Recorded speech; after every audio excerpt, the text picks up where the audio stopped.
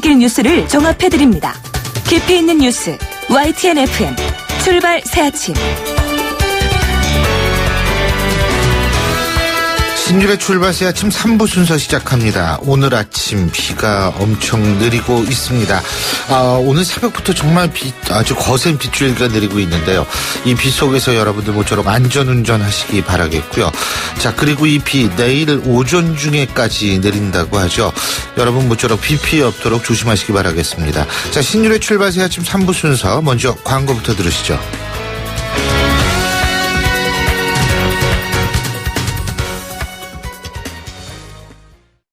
베이스 도루코 면도기 도루코 베이스 면도기 베이스 안전하고 부드러운 대한민국 면도기 안전하고 부드러운 면도 그 이상을 경험하세요. The Shaving Innovator Dorco Pace. 온도와 습도를 항상 일정하게 유지시켜주는 항온항습기 전문기업 AR. 전산센터, 반도체 공장, 미술관, 박물관, 귀중품 보관실을 30년 축적된 기술로 AR이 지켜드립니다. 24시간 확실한 서비스 보장 031-497-0561. 아유, 세 단계 종이 또 걸렸어? 정말 제본 하나 하려다가 미치겠네. 내가 진작 현대오피스로 바꾸라니까. 오늘 다 날 셀 거야. 이제 스트레스 받지 마세요. 사무기기 전문기업 현대오피스가 책임지겠습니다. 사무기기의 올바른 기준. 현대오피스. 사장님, 성악가 김동규 씨네 집 바닥재 좋던데 우리 집도 똑같은 걸로 해줘요. 요즘 떠오르는 바닥재 스타 강마루. 스타일 좋고 습기 열 긁힘에 강하니까 오래 사용하려면. 그래서 스타 강마루를 하는구나. 성악가 김동규입니다. 강마루 스타는 스타 강마루. 스타 강마루. 연일 계속되는 황사로 기분까지 답답한 경우가 발생하고 있습니다. 솔의 눈을 항상 준비하시기 바랍니다. 시원한 솔싹 추출물이 입안에 솔솔 솔바람을 불게 합니다. 이상 머리까지 시원해지는 느낌 솔의 눈이었습니다. 솔의 눈. 항공권도 매진이야. 실시간 빠른 항공 호텔 예약 시스템 온라인 투어. 가격이 싸니 일정이 별로야. 알뜰하고 품격 있는 여행은 온라인 투어. 에어텔, 교통패스, 각종 입장권. 복잡해. 여행의 예약을 한 번에 온라인 투어. 기억하세요. 여행의 모든 해결 온라인 투어. 온라인투어.co.kr. 히든텍에서 잭필드를 만들었네. 아주 응원해요. 못난 놈, 잭필드에서 히든텍을 만든 거지. 히든텍 입는 순간 허리가 바운스. 허리가 늘어나? 나도 히든텍 한번 부탁해요. 지금까지 기막되었습니다. 숨쉬는 바지 히든텍. 여보세요? 대리운전이죠? 저 배우 박소연인데 소문 듣고 전화했어요. 2588 기사님 빨리 보내주세요. 좌우로 정렬 2588 좌우가 같아 2588 대리 부르셨죠? 어머, 기사님! 세상에 이런 일이. 2588 송곳 같은 말, 허무한 말, 우리가 주목해야 될 말을 전해드립니다. 왁자지껄, 말.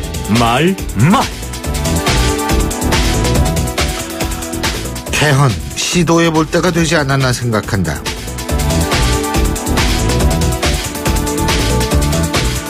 더불어민주당 김종인 대표가 한 얘기입니다. 김 대표는 내각제 같은 것도 해야 한다면 헌법만 다뤄선 안 되고 선거법까지 한꺼번에 다뤄야 한다는 얘기도 덧붙였는데요. 개헌 얘기가 정치권의 화두인 것은 분명한데 정치권이 이 개헌을 진짜 추진할지는 의문입니다. 개헌을 추진할 의사와 개헌을 정치적으로 이용하려 하는 것과는 근본적으로 다르기 때문인데요. 그동안 정치권 행태를 볼 때 후자일 가능성도 배제할 수 없습니다. 만일 이번에 진짜 개헌을 추진하려 한다면 진지하게 국민 여론부터 수렴하려는 자세를 보여야 할 겁니다.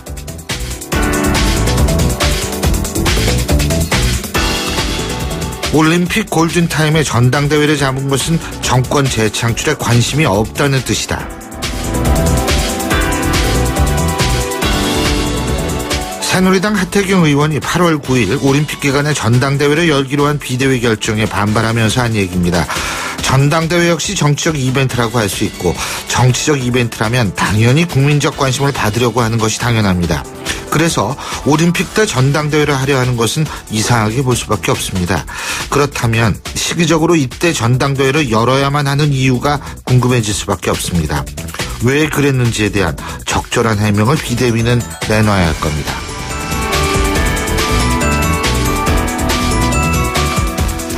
여야 합의사항은 청와대가 불만이 있어도 존중해달라.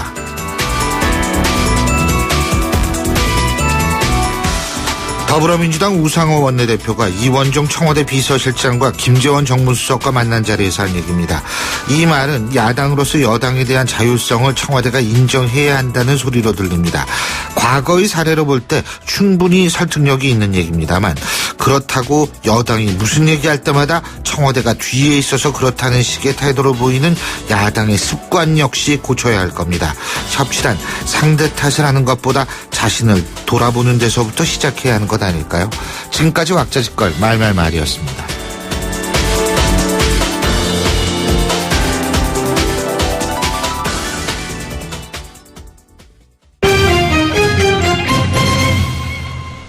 주요 경제 뉴스 알아보겠습니다. 최요한 경제평론가 연결돼 있습니다. 안녕하십니까? 예, 안녕하십니까. 최요한입니다. 예.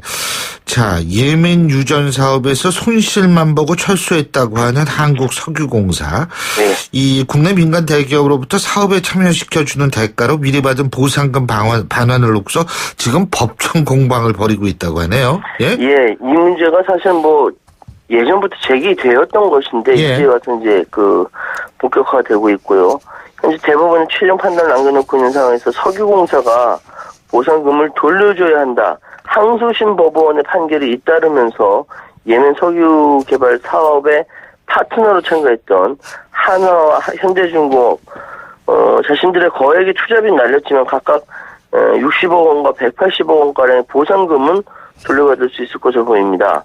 예. 이 서울고법 민사사부에서 이제 주식회사 한화가 석유공사를 상대로 낸 보상금 반환 청구 소송에서 1심과 같이 하나에 59억 원 지급하라 이 판결이 나왔고요. 예. 석유공사는 당초 1억 7,200만 달러 순이익 예상했지만 이게 상황 아시겠지만 이제 당시 8,074만 달러 손실이 있고 하나 측이 이제 그래서 계약을 해지하고 예멘 측에 광구 운용권 지분을 반납하면서 사업을 접었죠. 이미 지급한 보상금을 돌려달라 하나가 소송을 냈습니다. 근데 일단 법원은 석유공사가 잘못된 예측을 한 것에 일단 과실이 있거나 허위 정보 제공이나 설명 의무 위반을 했다. 투자자에 대해서 그렇게 한 건 아니다. 잘못은 아니다라고 이야기를 하고 있고요. 마찬가지 이유로 현대중공업도 석유공사를 상대로 낸 소송에서 지난해 법원에 179억 원의 보상금을 돌려줘라 판결했습니다. 다만 현대중공업 한화와 달리 156억 원의 투자비 반환 청구했는데 투자는 투자 과정에서의 투자 자기결정이다. 이 부분은 이제 받아들여지지 않는데 서울고법 민사 19부에서 심리 진행 중이라고 합니다. 예. 자, 그리고 대우조선해양 전 사장이죠. 남상태 전 대우조선해양 사장 측근 비리 의혹. 이 연결 고리로 지금 주목받고 있는 오만 선상 호텔. 이게 투자한 금액의 10분의 1 수준밖에 건지지 못했던 모양이에요. 완전히 고철 수준으로 팔렸다며요? 예, 그렇습니다. 그에 따르면 이제 대우조선해양이 우리 돈으로 약 400억 원을 들여서 문을 연 오만 수리조선소의 선상호텔 베로니카가 지난해 10월에 400만 달러, 그러니까 우리 돈은 47억 원, 10분의 1이죠. 매각됐다는 건데요. 예. 이 오만 두콤 지역에 그러니까 사는데 이제 좀 부족한 게 많아서, 인프라가 부족한 게 많아서 오만 정부가 이제 수리조선소 위치한 여기에 위탁 경영을 대우조선이 맡으면서 대형 크루즈선을 매입해서 1년 동안 개조 작업을 거치고 나서 2011년에 개장을 했습니다. 그리고 현지 파견 직원, 선주, 손급 직원들이 현지 생활하는데 굉장히 도움이 크게 되었다고 합니다. 예. 그런데 아시다시피 보통 47개 게스트하우스, 4개 호텔 등 인프라가 완공될 때까지 베로니카를 운영키로 했는데 실제 어느 정도 인프라가 갖춰진 2013년 10월에 일단 베로니카는 문을 닫고 그 다음 이제 적당한 용처를 찾지 못한 겁니다. 그래서 그러다 보니까 선상 호텔 매각 금액이 최초 400억인데 예. 그걸 고철 가격인 47억 원에 팔렸다. 예, 미래 사업성을 고려하지 않은 프로젝트였다. 이런 지적이 제기되고 있고요. 그래서 오만 선상호텔 사업은 전 사장 측근 비리 혐의로 현재 검찰 수사가 진행 중에 있고요. 특히 그 전 사장의 측근인 건축가 이창하 씨가 공사 비용을 과다하게 산정하는 방법으로 37억 원을 부당하게 지급받았다. 이렇게 의혹이 되고 있죠. 하여튼 뭐 이거는 뭐 지난해 9월 검찰의 대우조선감사위원회에서 진정서를 제출하기도 한 상황입니다. 예. 자, 그리고 20대 국회 정무위원회 구성이 완료가 됐는데, 예. 그래서 인터넷은행과 관련된 은행법, 그리고 금융소비자보호법, 가계부채 대책, 이런 쟁점 사안을 두고서 좀 정치권이 이제 슬슬 몸을 풀고 있는 모양이에요? 네, 그렇습니다. 기존의 경제 기조를 이어가려는 새누리당, 그리고 여소야대 계기로 국면을 전환하려는 야당의 대결이 본격화되는 겁니다. 예. 20대 국회가 공식 개원하고 총 24명의 정무위원회 위원 구성이 마무리되면서 금융권에서는 좀 이제 긴장하는 모양새를 보이고 있고요. 새누리당 쪽에서는 위원장을 맡고 이진보 의원을 비롯해서 총 10명의 정무위에 입성을 했고요. 야당도 더민주의 전해철 간사를 필두로 총 10명, 국민의당 3명, 정의당 4명, 그러니까 야당이 14명이고요. 여당이 10명이죠. 여당은 10명인데 14명이 여소야대 구성이라서 야권의 연대만 이루어지면 수적으로 여당을 우위를 점할 수 있는 판이고요. 특히 쟁점이 되고 있는 법안은 은산분리 원칙 훼손에 대해서 야당이 강력하게 반발하는 은행법, 그리고 민간 회사 본점을 특정 지역으로 이전하는 문제를 제기하고 있는 이제 자본시장법, 그리고 집단소송과 징벌적 손해배상 제도가 빠진 이 금융소비자보호법, 그리고 양측이 첨예한 시각 차이를 보이는 가계부채 해법 등이 앞으로 문제가 크게 될 것 같고, 특히 법안 문제에 적극적인 야당 의원이 2사람이 있는데 재벌 저격수로 보이는 최입의 국민의당 의원과 세무탕감 운동으로 유명한 재윤경 더불어민주당 의원, 이 2사람이 앞으로 어떻게 이 안에서 어떻게 활동하느냐에 따라서 정부의 전체 기조와 경제 기조가 달라질 수 있다라는 이야기가 현재 나오고 있는 상황입니다. 예, 오늘 말씀 잘 들었습니다. 고맙습니다. 예, 감사합니다. 예, 지금까지 최요한 평론가였습니다.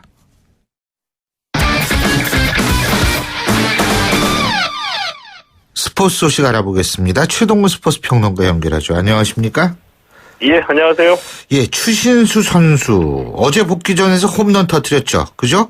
예, 그렇습니다. 예, 강정호 선수도 복귀전에서 연태석 홈런을 날렸는데 이게 복귀전마다 그냥 홈런 치는 게 우리 선수들 전통인 모양이에요. 예? 예, 그렇게 될 수도 있을 것 같습니다. 올 시즌 개막하고 난 뒤에 나흘 만에 추신수 선수가 오른쪽 종아리에 부상을 당했거든요. 예. 그래서 이 44일 만에 복귀를 했고요. 근데 복귀전에서 왼쪽 햄스트링 부상을 또 당한 겁니다. 그리고 한 달간의 재활을 거쳐서 어제 오클랜드전에 복귀전을 가졌는데요. 1번 타자 우익수로 선발 출전했는데 5회에 솔로 홈런 치면서 이 복귀를 자축했습니다. 외야 관중석 2층에 떨어지는 이 비거리 131m짜리 대형 홈런이었거든요. 이 시즌 첫 번째 홈런이자 메이저리그 통산 140번째 홈런이고요. 예. 추신수 선수 어제 경기에서 4타수 1안타로 이 타율 2할을 기록했습니다. 예. 오늘 경기는 텍사스가 오늘 11시 5분에 오클랜드하고 경기를 치르거든요. 예. 예, 11시 5분에 경기가 시작이 됩니다. 예, 그렇군요. 자, 피츠버그의 강정호 선수는 오늘 선발로 출전하죠? 예, 이 피츠버그 강정호 선수 오늘 뉴욕 매츠전에 5번 타자 3루수로 선발 출전했습니다. 조금 전에 8시 10분에 경기가 시작이 됐고요. 현재 2회 현재 경기가 0대0으로 맞선 상황에서 진행이 되고 있습니다. 시애틀 이대호 선수 그리고 이 볼티모어 김현수 선수는 오늘 선발에서 제외가 됐습니다. 아니 이대호 선수 지금 말씀하셨는데 예? 이대호 선수 지금 잘하고 있는 것 같은데 말이에요. 그래서 당연히 주전이 돼야 된다고 생각하는 분들 많으실 텐데 말이에요. 미국 현지에서는 좀 보는 시각이 다른 모양이에요. 예, 이 평가가 다른 것은 아니고 시각이 다르다고 볼 수가 있거든요. 그러니까 이대호 선수가 현재 이 시애틀의 스캇 서비스 감독이 이 두 명의 주전 선수를 두고서 이 상황에 따라서 기용하는 이 플래툰 시스템을 적용하면서 이 주로 이 좌투수일 때 선발로 출전하고 있거든요. 그러니까 현재 43경기에서 타율 2할 9푼 6리, 홈런 10개, 24타점을 기록하면서 충분히 제 몫을 해내고 있는데 예. 이 경쟁자인 아담 린드 선수는 48경기에서 이 타율 2할 4푼 7리, 홈런 8개, 25타점을 기록하고 있습니다.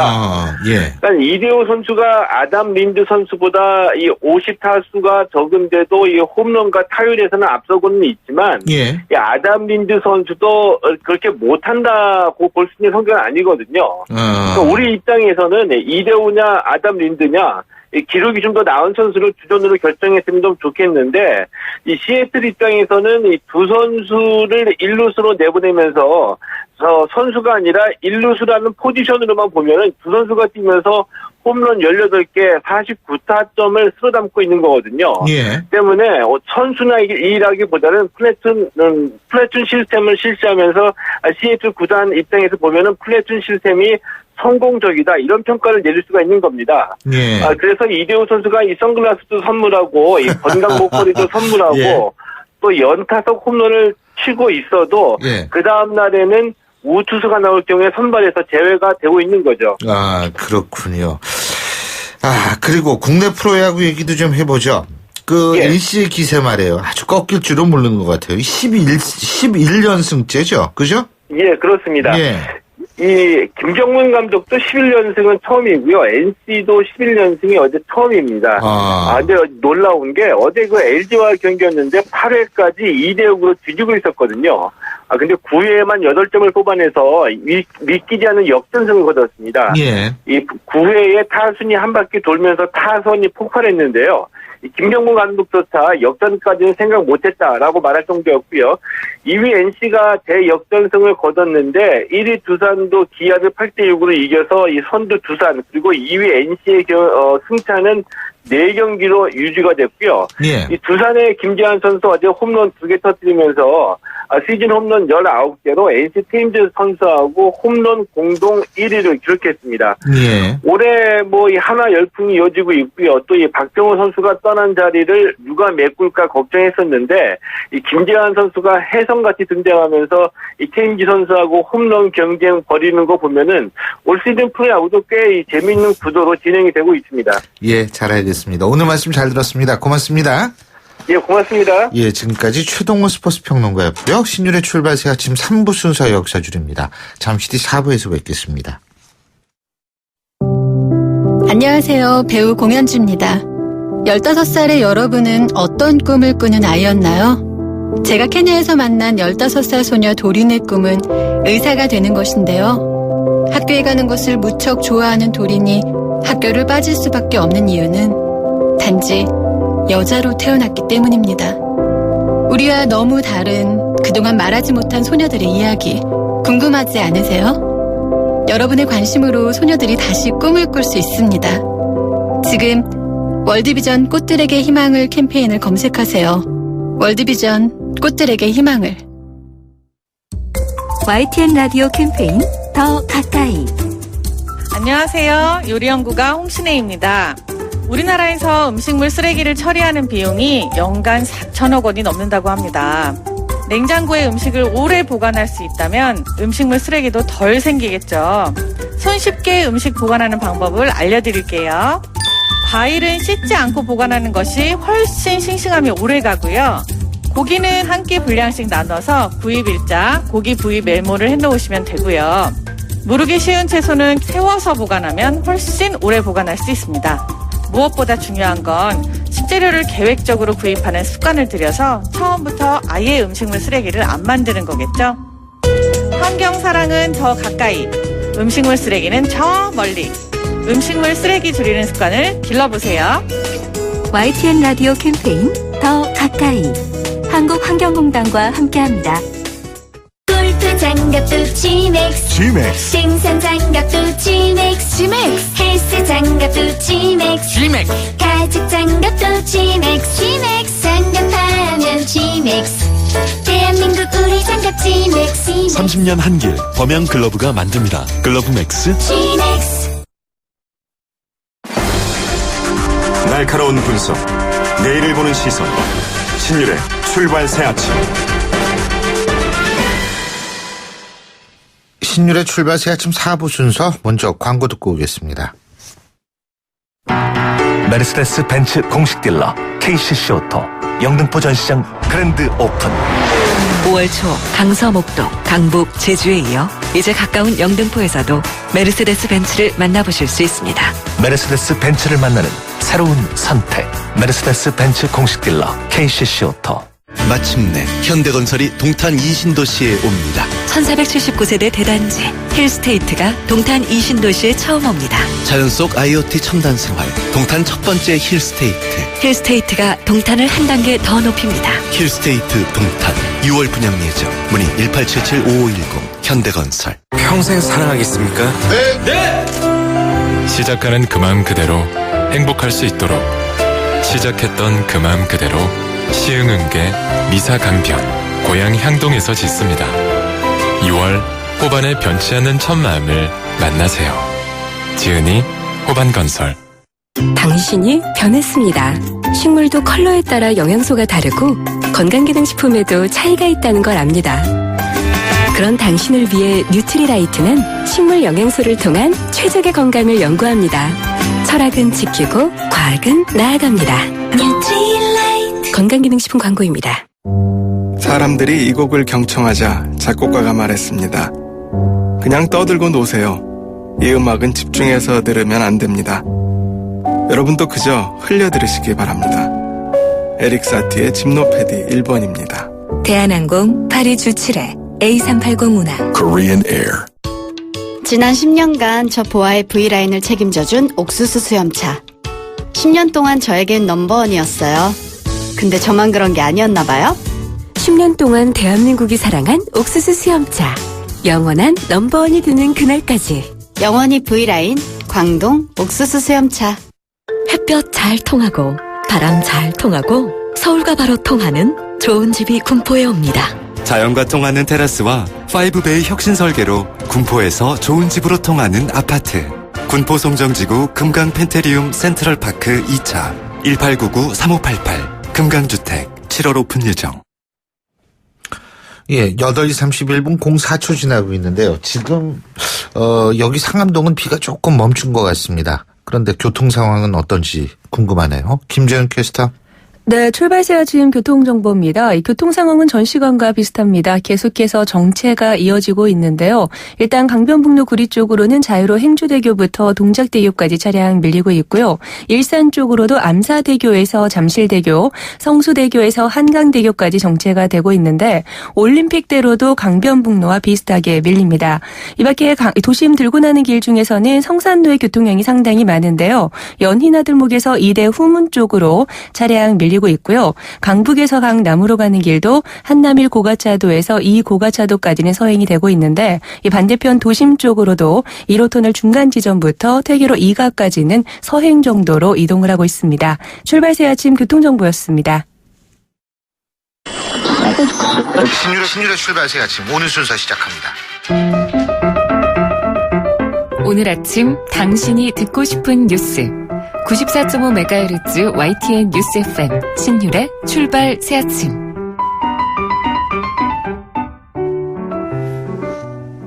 하루에 전화가 수백 통, 수천 통이 걸려온다. 이거 말이 된다고 생각하십니까? 그런데요, 최근 이 주문 전화가 영업에 굉장히 큰 비중을 차지하는 음식점에 정말 전화 폭탄을 거는 신종 범죄가 발생했다고 합니다. 전화를 피하고 싶다고 피할 수 있는 게 아닌 음식점 측에서는 정말 피해가 막심할 것 같은데요. 자, 오늘 이 문제 좀 다뤄보겠습니다. 먼저 이 전화 폭탄 범죄 직접 겪은 음식점 사장님의 얘기 들어보겠습니다. 개인 사정상 익명으로 인터뷰하는 점 청취자분들 양해해 주시기 바랍니다. 사장님 안녕하세요. 네, 안녕하세요. 예, 지금 치킨집 하고 계시죠? 그죠? 예. 전화 주문이 많을 텐데, 자, 어떤 일을 겪으셨는지 간단하게 좀 말씀해 주시죠. 금요일 날 오후 3시경부터 전화가, 왔어요. 예. 처음에는 맨 처음 전화 받았을 때는 단체 주문을 하겠노라고 그러면서 전화하는데 전화벨 울려서 전화 딱 받았더니 국제전화입니다 하는 멘트가 뜨더라고요. 예. 그래서 이상하다 생각은 했죠. 그래서 단체 주문할 거라 해서 그러면 조금 이따 단체 주문을 할 거라고 그래서 그럼 미리서 지금 주문을 해주시면 시간 맞춰 갖다 드릴게요. 그랬더니 바로 말이 안 통하는 사람이네요 하면서 지금부터 10초 간격으로 전화가 갈 거라고 그러더라고요. 그러더니 정말로 10초도 안 돼서 바로 때르릉 따르릉 그런 식으로 하루 종일. 하루 종일? 10초 간격이면 그게 수백 통이 아니라 수천 통이겠네요. 10초도 안 됐어요, 그러니까. 그래 수백 통 정도가 아니라 계속 따르릉 쉴 사이 없이 전화가 왔었어요. 이야, 진짜. 근데요. 네. 그 손실이 굉장히 크셨을 것 같은데 말이에요. 그죠? 그래서 저희 같은 거는 이렇게 배달 장사이기 때문에 예. 전화가 없으면은 전혀 장사를 할 수 없는 상황이잖아요. 그렇죠. 그래서, 막대한 소식이 있었죠. 아니, 그 사람한테 뭐라고 좀 야단을 치거나 좀, 욕을 해주든가 좀 이래 보시죠. 그냥 갑자기 당한 일이라서 너무 당황스러워갖고, 예. 10초 간격으로 전화 드릴 겁니다. 그랬는데도, 네? 그 정도 하고 말고 있다가 이제 하루 종일 시달리고 저녁 때만큼 돼서 이제 전화를 받았어요. 예. 전화를 내가 받아서 했더니 그 사람이 얘기를 하더라고요. 그냥 몇 시간 지난 뒤죠. 이제 8시가 넘었으니까. 이 정도 전화 받았으면 이제 여기저기 112에도 신고를 해봤을 거고, 통신사에도 연락을 해봤을 거고, 그러는데, 방법이 없다는 거 알지 않느냐. 방법이 없으니까, 나한테 100만 원만 보내주면, 100만 원을 주면, 전화 깨끗이 안 하겠다. 그런 식으로, 협박 같은, 얘기를 하더라고요. 그래서 뭐라 그러셨어요? 못 준다고 그랬죠. 솔직히 못 준다고 얘기는 했지만 그 사람 범죄자잖아요. 예, 그래서 그 범죄자죠. 범죄자한테 이렇게 힘을 실어줄 수는 없다는 그런 생각 때문에 못 주겠다고 얘기는 했어요. 예. 속으로는 엄청 갈등했어요. 솔직히 말해서. 그렇죠. 당연하죠. 예. 정말 100만 원 요구하는 거 주는 게 훨씬 이기잖아요. 이게 장사라는 게. 그렇죠. 배달 장사가 오늘 전화 못 받으면은 우리 손님이 기다렸다가 내일 하는 것도 아니고. 그렇죠. 오늘 우리 집에 오늘 치킨 먹어야지 하고 우리 집 전화했다가 전화 안 받으면 딴 집에다 전화하는 거잖아요.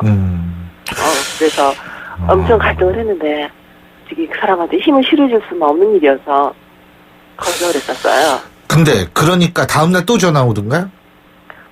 첫날은 한 1,몇백 통 왔고 그 다음날은 너무 열받았나 봐요. 그래가지고 거의 3,000통 가까이 왔어요. 우리가 이제 전화가 한 대가 아니라 이제 2대 있었는데 그 두 대의 전화를 쉴 사이 없이 이렇게 2대의 전화에다가 그래가지고 그러니까 한 이틀 정도를 그렇게 전화를 하다가 이틀만 한 게 아니라 그 다음날 일요일까지 3일이요? 3일을 그런데 그러면은 3일 동안 그렇게 전화 폭탄하다가 이제 제풀에 그걸 슬쩍 그만둔 건가요? 그러죠. 돈 못 주겠다 한 뒤로 이제 전화를 내가 받지도 않고 그 사람 전화를 받지도 않고 얘기를 안 하고 그러니까 이제 포기를 한 것 같아요. 제 생각에는 3일 정도 이 정도까지 3일 총 합치면 한 6,000통 정도 6,000통 정도 전화를 했었을 텐데 그래도 아무 응답이 없으니까 포기를 한 것 같아요. 월요일부터는 전화 안 하더라고요. 참 이거 지금 전담팀을 꾸렸답니다. 물론 경찰에도 신고하셨었죠, 그죠? 맨 먼저 그 사람한테 이제 그런 그 얘기를 듣고 전화가 들어오니까 112에 이제 신고를 먼저 했었죠. 보이스피싱이잖아요. 그래서 112에 신고를 했었더니 그걸 딱 맡아서 이렇게 얘기를 해주는 분이 없더라고요. 네. 그래서 112에 신고를 했더니 이거 우리가 담당한 일이 아니다. 예. 뭐 이쪽에다 뭐 다른 부서를 연결해주겠다 해서 거기다 또 한참 심각하게 얘기를 하면은 거기서는 또 이거 우리가 해결할 수 있는 일이 아니다. 또 다른 데 가르쳐주고. 그게 국제범죄라서 그래요. 네, 몇 번을 그렇게 얘기를 하다가 그냥 결국은 이런 것은 통신사에서 해야 된다. 그래서 통신사로 이제 상담을 받게 된 거죠. 통신사에다가. 근데 통신사도 지금 뭐 뾰족한 방법이 없었겠죠. 그죠? 통신사 이제 상담을 했더니 이제 국제전화 차단을 시켜달라고 그랬었어요. 네. 그랬더니 안 될 거예요. 대부분의 배달 음식점들이 유선 전화를 쓰잖아요. 근데 그거 차단할 수 있는 방법이 없다 그러더라고요. 핸드폰으로만 가능하고. 예. 그래서 그러면 핸드폰으로 국제전화 차단을 시켜주고 착신을 돌려달라. 예. 그렇게 했었는데 그때는 벌써 시간이 이제 6시가 넘어가지고 안 된다. 안 됐었죠. 그래서 이제 3일 동안을 계속 그렇게 지금 사장님께서 중요한 말씀해 주셨는데요. 만약 이런 전화 폭탄이 오는 경우 그 배달업체를 운영하시고 계시는 분들은 일단 첫 번째 조치하셔야 될 게 집 전화를 휴대전화로 착신 전환시키는 일. 그래서 휴대전화에서는 국제전화가 차단이 됩니다. 그렇기 때문에 국제전화를 차단시키는 그런 일이 저는 우선돼야 된다는 생각이 듭니다. 어쨌든 고생 많이 하셨습니다. 전단팀 꾸렸다니까 반드시 이런 사람들 잡을 거예요. 예, 오늘 말씀 잘 들었습니다. 고맙습니다. 네, 감사합니다. 예, 이어서 이 사건을 직접 취재한 YTN 사회부 최민기 기자 연결해서 좀 더 자세한 얘기 나눠보겠습니다. 나와 계시죠? 예, 안녕하십니까? 예. 이게 치킨집만, 저희 지금 치킨집 사기 들었는데 치킨집만 이런 게 아니죠? 네, 그렇습니다. 저희가 최초 보도를 9일날 나갔었거든요. 네. 그런데 아직도 저희 쪽으로 이렇게 계속 저보 전화가 들어오고 있습니다. 서울 양천구에서 당했다, 영등포구에서 당했다, 강남구에서 당했다, 이 관련 제보가 계속 들어오고 있습니다. 예, 처음에 이렇게 비슷한 제보가 중식당에서 많이 들어왔었는데요. 조금 전 사례로 보신 이 치킨집처럼 다른 업종까지도 이렇게 피해 제보가 계속 들어오고 있는 실정입니다. 근데 좀 황당한 사례 같은 거 있을 것 같아요. 이거 하다 보면. 그죠? 네, 그렇습니다. 취재하시다 보면. 예. 이 사실 협박 수준이 이게 사실 도를 지나치고 있습니다. 예. 돈 안 주면 너 문 닫을 때까지 내가 전화한다. 예. 그래서 얼마나 할 거냐 이렇게 물으면은 내가 한 3개월만 하면 너 문 닫을 걸 이렇게 협박을 하는 식입니다. 이 몇 개를 좀 소개해 드리면요. 이 막말로 다른 집은 하루만 하고 돈 주는데 사장님은 3일이나 걸리네요. 이렇게 얘기를 한다든지 너는 나 잡을 수 없거든. 어디 계속 버틸 때면 버텨봐 하면서 사실은 장사하는 상인들 입장에서 공포를 느낄 수밖에 없는 말을 계속합니다. 그리고 이 시간에 통신사에도 해봤을 거고 경찰서에도 신고해봤을 거다. 아무 소용없는 거 아니까 빨리 100만 원 달라. 나는 너 엿먹이는 재미로 산다. 여기 필리핀인데 올래? 이런 도발하는 말도 서슴없이 내뱉었습니다. 예. 근데 경찰이 갈 거예요, 아마. 예, 근데 이게 해외에서 오는 전화는 맞죠? 그죠? 네, 그렇습니다. 근데 지금 중국 쪽이라고 하는 얘기가 많거든요? 네, 일단 지금 경찰 쪽에서는 이걸 추적을 하고 있습니다. 지금 영장을 지금 신청을 해서 확인할 작업이 좀 필요한데요. 아직 이제 어느 국가가 정확히 특정이 된 상황은 아닙니다. 가능성이 큰 상황이긴 한데요. 네. 예, 근데 이게 지금 쉬운 상황은 아닌 것 같아요. 경찰도 수사하기에. 그죠? 네, 맞습니다. 네. 예. 일단은 지금 이 해외에서 거는 국제전화이기 때문에 아까 말씀드린 것처럼 영장을 통해서 추적을 해야 됩니다. 그러니까 지금은 당장 이 사람이 어느 국가에서 어떻게 누가 걸었는지를 알 수가 없는 겁니다. 이제 국내 통화가 아니기 때문에. 그래서 아까 말씀드린 것처럼 이 통신사의 경우에도 이거를 이제 국제전화는 일반 전화를 바로 이제 착신을 거부할 수가 없거든요. 그래서 일단은 영장을 신청해서 누군지 추적하는 과정이 제일 먼저 선행이 돼야 될 것 같습니다. 그렇죠. 근데 이 피해 겪으신 분들 진짜 황당하고 힘드실 것 같은데 이 대처 요령 일단 전화는 처음엔 받아야겠죠, 그죠? 네, 그렇습니다. 예. 네. 이제 번호 같은 경우에 이제 굉장히 특이한 양상을 저희들 보고도 나갔던 것처럼 이제 000으로 쭉 연결된 이제 번호가 온다든지 이런 이제 번호가 처음에 왔을 때는 이런 전화를 좀 의심해 봐야 되는 건데요. 일단은 이 휴대전화는 그러니까 착신 거부 제한 서비스가 되지만은 이 국내 전화는 안 되기 때문에 일반 전화는 안 되기 때문에 일단 가장 먼저 착신을 먼저 하는 것이 좀 필요합니다. 예. 그렇게 해서 휴대전화로 착신을 하고 그다음에 국제전화 착신 택시 서비스를 차단하는 것을 이제 그 다음에 설정을 해주고요. 또 혹시 모르기 때문에 이 발신 제한 서비스까지 받지 않음으로 설정을 하면은 일단대로 이 전화 폭탄은 이제 받지 않을 수가 있습니다. 예. 그 뒤에 이제 포스라고 하는 업체 시스템을 통해서 뭐 통화 중으로 못 받았던 전화 같은 경우에 콜백을 해서 다시 받는 식으로 이렇게 대응을 하면 좋을 것 같습니다. 문자로 오니까 그죠? 네네 그렇습니다. 그 시스템이 있어서 그 전산 시스템에서 내가 통화 중으로 받지 못했던 전화를 뜨거든요. 그래서 다시 콜백을 해서 이제 받는 식으로 이제 뭐 대응을 하면 될 것 같습니다. 그렇군요. 이거 늘어나면 안 되는데 말이에요. 빨리 잡아야 되는 거 아니에요? 대응 잘하고 있습니까, 경찰? 일단 경찰도 이 문제가 처음에는 이제 단순 협박 전화로 보다가 이게 단순한 문제가 아니라서 이제 전담팀까지 꾸리게 됐습니다. 협박범을 이제 추적을 하고 있는데요. 이 서울지방청 광역수사대에서 지금 사이버수사위원과 외사위원 등 11명으로 구성된 팀을 구성했습니다.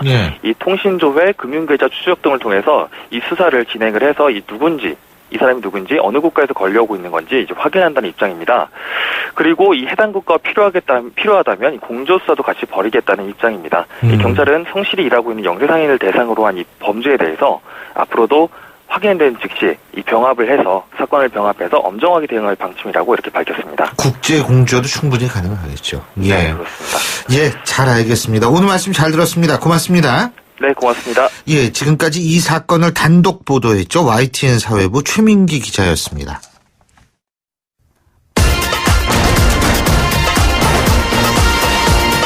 여러분이 지금 듣고 계신 주파수는 FM 94.5MHz입니다. YTN 뉴스 FM.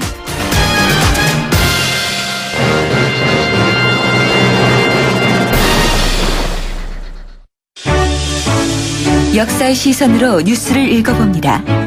히스토리 뉴스.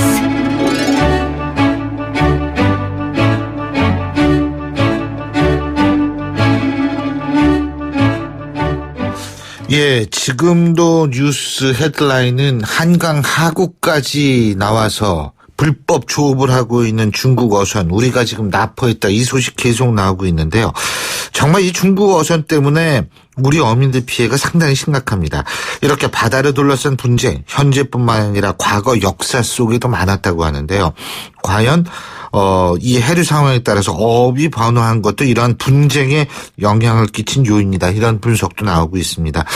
이것 알아보겠습니다. 자, 오늘도 역사학자이신 전우용 박사님 나와 계십니다. 안녕하십니까? 안녕하세요. 예. 자, 이거 지금 가장 문제 심각한 게 중국 어선의 불법 조업 문제인데 말이에요. 예. 근데 중국은 사실 대륙에 붙어 있잖아요. 그죠? 대륙이죠. 대륙국이죠. 네. 근데 이 해양 역사는 특이하다 그러는데 뭐가 특이해요? 글쎄요. 특이하다고 뭐 할 수 있겠지. 그러니까 명나라 때부터는 이제 그 중국 배에 원양 출하를 금지를 했죠. 해방 정책이라고 해서. 예, 뭘 출하요? 먼 바다로 나가지 못하게. 그러니까 이제 그 왜요? 명나라 초에 이제 정화에 세계 일주가 있었다고 그러지 않습니까? 예. 근데 이제 명나라가 좀 중화주의, 이게 뭐 역사학자들은 중국 근대사를 받고 이제 중국의 최대 실착 이렇게까지 표현을 하는데 주로 이제 특히 외구, 이 무렵에 외구라든가 그 밖에 이제 서양 특히 이제 15세기 말 16세기부터는 이제 서양 세력의 이제 중국 연안 침투 이런 일들이 반복되다 보니까 뭐 그 전부터 시작된 일입니다만은 이제 굳이 바다로 나가서 구할 것이 없다고 판단을 했던 모양이겠죠. 옛날에 그 정화인가요? 그러니까요. 원정대도 있고 막 원정 아프리카도 가고 그랬잖아요. 그러니까 아메리카 대륙을 최초로 발견한 게 콜럼버스가 아니라 정화다, 이제 이렇게 얘기하기도 하는데, 그 원정 직후에 명조정에서 이해할 수 없는 이제 결정을 내린 것이 이제 해방 정책입니다. 그러니까 바다로 나가는 것을 이제 명나라 사람들이 먼 바다 밖으로 나가는 것을 금한다라고 하는 정책을 취했었죠. 뭐 그리고 이제 그 영향을 받은 것이 이제 그 동아시아 각국들이 다 마찬가지로 쇄국이라고 하는 형태의 정책을 취했는데, 뭐 이제 그 서양 세력과의 교통에 대한 좀 두려움, 또 뭐 좀 굳이 바다에 나가서 구하지 않아도 되겠다고 하는 자신감, 이런 것들이 복합적으로 작용한 게 아닌가 싶습니다. 그렇군요. 근데 이게 일본 같은 경우에는 굉장히 그 외구, 아까 말씀하셨듯이 이 자주 불법 조업을 했을 것 같아요. 근데 제가 한 가지 여쭤볼게. 불법이라는 단어가 이땐 쓸 수가 없는 거 아닌가? 왜냐하면 그렇죠. 영토주의가 확립돼야지 영해라는 개념도 있는 건데 이땐 그게 뭐였을 거 아니에요? 그때 뭐 했지만 그래도 이제 직관적으로 알고 있었던 부분은 있었겠죠. 일단 뭐 지금 근대적 또는 현대적 영토 영해 개념에서는 일본이 전 세계에서 그 해양 영토가 가장 넓은 나라에 해당합니다. 북쪽으로는 저 사할린 뭐 주변부터 홋카이도 위로부터 남쪽으로는 이제 저 오키나와까지 전부 일본 영토이기 때문에 해양 영토는 뭐 중국보다 일본이 훨씬 넓습니다. 그리고 또 바다에서의 활동이 활발했던 이제 국가이고요. 그런데 이제 그 근대 이전까지 선박의 성능이 떨어지고 그다음에 선박 안에 냉장이나 냉동시설 같은 걸 갖출 수 없었던 시대에는 먼 데 가서 그 물고기를 잡아봤자 이제 그 육지로 가지고 오면 다 상해버리기 때문에 그 원양업이라고 하는 것이 문제가 되질 않았습니다. 그러니까 이제 남의 나라 바다까지 먼 바다까지 가가지고 물고기를 잡을 이유도 없었고 또 그렇게 잡아야 할 만큼 회를 또 즐겨 드시니까 그 아무리 그래도 자기 나라 연안에서 잡는 것조차도 다 소비할 수 없을 만큼 인구는 적고 물고기는 많고 뭐 또 이렇게 잡을 수 있는 능력은 한정돼 있고 이런 상황이었으니까 이렇게 굳이 먼 데까지 나가질 않았던 거죠. 그랬다가 이제 우리나라의 경우에 외국 어민들이 우리나라 연근해에서 불법업하는 것이 문제가 되기 시작한 것이 1870년대 말에서 80년대부터입니다. 그러니까 선박의 성능이 향상이 되고 이제 이게 근대적인 이제 그 동력선들이 나오고 그래서 속도가 빨라지고 뭐 이러면서 이제 일본 어민들이 울릉도 근해에서 이제 조업을 하기 시작했던 거죠. 그게 이제 가장 먼저 이제 발생이 된 이제 수산업 분쟁이 될 거고요. 울릉도 근해. 예. 심지어 당시 일본 어민들이 한 200여 명 이상, 한 250명 이상 울릉도에 그냥 아예 집을 짓고 살면서 이제 물고기를 잡고 그랬었어요. 그때 우리나라는 울릉도에 사람 안 살았어요? 살았죠. 근데 일본 사람들이 그런 짓을 해요? 그런 이제 울릉도 도사라고 하는 사람이 파견돼 있긴 한데 뭐 이런 좀 전형적인 탐관오리였던 것 같아요. 심지어 뭐 일본 어민들한테 돈 받고 이제 그 뭐 배를 만들겠다고 만들고 뭐 이런 제목들 팔아넘기고 뭐 이런 일까지 했었으니까요. 그래서 이 문제를 해결하기 위해서 이제 잘 아시는 김옥균이 이제 직함을 하나 얻습니다. 고종에게. 동남 제도 개척사 겸 포경사라는 직함을 얻어요. 동남에 있는 여러 섬을 개척하고 고래잡이를 한다 뭐 이런 건데요. 고래를 이제 잡는 게는 하질 않았고요. 주로 이 문제와 관련된 일본과의 외교 문제를 해결하는 역할을 했던 거죠. 그래서 일본 본국 정부에 강력하게 항의해서 울릉도에 들어와 있던 일본 어민들 전부 이제 되돌려 보내고 또 울릉도 연근해에서 조업하는 일본 어선들을 이제 방지하고 이런 일을 하는데 일단 성공을 했었습니다. 근데 어쨌든 근데 일본 어선은 굉장히 큰 모양이에요. 울릉도까지 올라오는 거 보면. 우리나라 어선은 그렇게 크지 않았을 것 같은데. 일본 어선도 그렇게 그러지 않아요? 1880년대는 그렇게 크지는 않았었는데, 근데 말씀드렸듯이 바다에서 물고기 잡는 거, 그물로든 낚시로든 물고기 잡는 것은 여러 가지 이제 요인에 좌우되지만 일단 잡아놓으면 물고기가 금방 죽잖아요. 그렇죠. 이게 이제 본국으로 돌아가는 동안에 썩지 않게 하려면 신속하게 돌아가야 되는데 그러니까 속도가 문제였던 거죠. 배 크기야 뭐 많이 키울 수 없는 그런 조건이었지만 뭐 상대적으로 좀 컸지만 무엇보다도 이제 속도가 늦으면 배의 속력이 좀 낮으면 뭐 잡아도 이제 돌아오는 동안에 또 날씨에 따라서는 썩고 이러니까 그런 걸 이제 그렇게 멀리까지 가서 잡을 수가 없었던 거죠. 자, 근데 해방 직후에는 우리 어선하고 미군 사이에도 분쟁이 있었다고 그러네요. 분쟁이라기보다는요. 이제 여러 가지 이제 해방적 상황이 좀 더 복잡하니까 오해나 이제 확인할 수 없는 일들이 좀 있었던 거고요. 그래서 울릉도 독도 근해에서 조업하던 이제 어선이 미군기에 공습을 받아서 수십 명이 사망하는 사건이 이제 해방 직후에 있었습니다. 근데 그 무렵에야 이제 당장 전쟁 직후에 이게 난민인지 또는 이제 일본군 패전병인지 아니면 당시 미군기 조종사가 정말 이제 별 생각 없이라는 표현을 쓰기도 참 그렇지만 그냥 이제 총을 포화를 퍼부었는지는 알 수 없습니다만은 이런 것이 이제 굉장히 요즘 같으면 굉장히 큰 문제가 됐겠죠. 예. 그때는 이제 해방시켜준 나라니까라고 해서 이제 대강 좀 넘어가는 분위기여서 별 큰 문제 없이 넘어가기도 했었습니다. 그렇군요. 근데 어쨌든 이 바다에 나간다는 사실, 뭐 그때 배가 뭐 그렇게 큰 뭐 뻔듯한 게 아니었으니까 표류도 자주 하고 딴 나라에 흘려도 하멜 표류기 갑자기 생각이 나네요. 예? 예. 그렇죠. 그런 일도 많았을 것 같아요. 그러니까 사실은 이제 중국도 그렇고 우리도 그렇고 바다를 먼 바다를 못 나가게 했지 바다를 못 나가는 걸 아예 막을 수는 없었던 건데요. 근데 조운선이라고 해서 세금 운반하는 배들은 연안에서 멀리 떨어지질 못하게 했습니다. 원칙이 그랬어요. 그러니까 연안에서 안 보이는 곳으로까지 나갈 수가 없었기 때문에 연근의 운항만 가능했습니다. 근데 어선 같은 경우에는 부득이하게 육지에서 안 보이는 데까지 나갈 수밖에 없는 경우가 있어요. 네. 근데 바다라고 하는 것이 요즘도 이제 기상정보는 이제 바다에서 일하는 분들이 가장 민감하게 받아들이는 그렇죠. 건데요. 당시에는 그런 것도 없잖아요. 경험으로 알아야 되는 건데 갑자기 풍랑이 닥친다든가 이러면 이제 조업을 하다가 침몰하는 경우는 뭐 다반사였고요. 뭐 이제 그래도 운이 좋으면 배가 흘러가서 이제 중국 대륙에 표류하거나 뭐 남해안에서 이제 일본에 표류하거나 이런 이제 일들이 종종 나타났죠. 이게 표류민들에 관한 이제 각 정부 사이에 왕복 교류 문서 이런 것들은 비교적 많이 남아 있는 편입니다. 표류는 상당히 많았고요. 이게 이제 그 당시 민간인의 이제 국제 교류의 하나의 유형이었다 이렇게 볼 수 있습니다. 표류가 예 본의 아니게 어쨌든 본의 아니게 가더라도. 가서 조사받고 그쪽에 복식을 보고 풍물을 보고 또 그 사람들도 이쪽에서 어떻게 이제 살고 있구나 하는 것들을 알게 되고 뭐 이렇게 이제 민간 차원의 교류가 본의 아니게 이루어졌던 거죠. 알겠습니다. 자, 요새 중국과의 어떤 문제가 심상치가 않아서 과거에는 그러면 수산 분쟁이 어땠는지 알아봤습니다. 지금까지 역사학자 전우영 교수님과 함께했습니다. 말씀 잘 들었습니다. 고맙습니다. 네, 감사합니다. 예, 신율의 출발 새 아침. 오늘 순서는 여기서 모두 줄이겠습니다. 자, 아까도 말씀드렸습니다만 지금 내리는 비 내일 오전까지 계속 내린다고 합니다. 그리고 이번 일요일부터는 장마가 온다고 하죠.